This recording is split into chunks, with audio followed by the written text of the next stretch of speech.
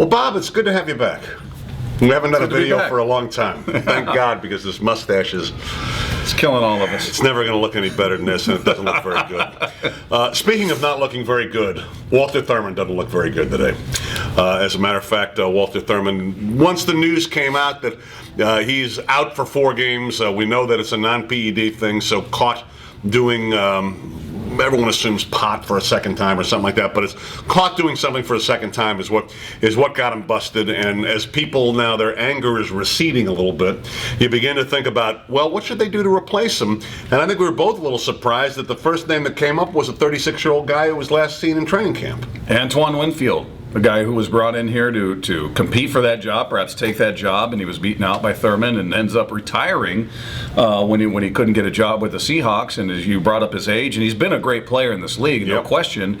And I understand his name coming up because he's somewhat familiar with what they do here. He was in training camp, so I understand it from the familiarity part of it. But you're talking about a guy who mentally said, "All right, I think I'm done." After a long career, long career. He was very good, Pro Bowler, whole thing. But you wonder about a guy of that age who's sort of checked out. And you hear about I brought up how fighters. The second you hear a fighter talking about retirement, you want them out of there because that's when they're not going in 100% and they're going to get hurt. Now football's different, but you wonder where he's at mentally if he's checked out, and how good a shape is he going to be in? Right. We heard, he's kept in shape. Well, is he in a position if Maxwell or Lane, the guys we assume are going to be filling these spots, get hurt or go down? Is he going to be in a position to really come in and have an impact?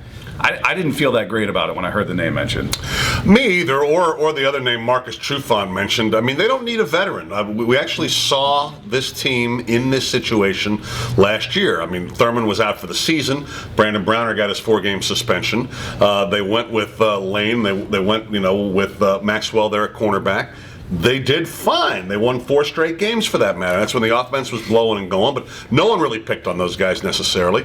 I think this is definitely a circumstance where you're comfortable bringing them in and having them start. You're not looking for another starter. So what you need is depth. I mean, you're right. It's a worst-case scenario. If 2 guys get hurt, you need someone who can play, but more than anything, you need some depth.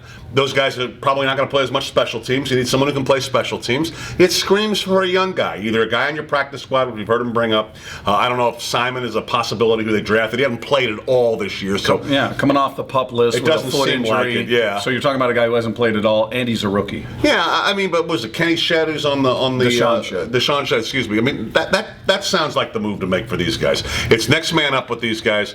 Those 2 guys have played before him. You just need a little bit of backup here. Not an old veteran. Let's not look to the past. Let's keep moving forward. Sorry about the mustache.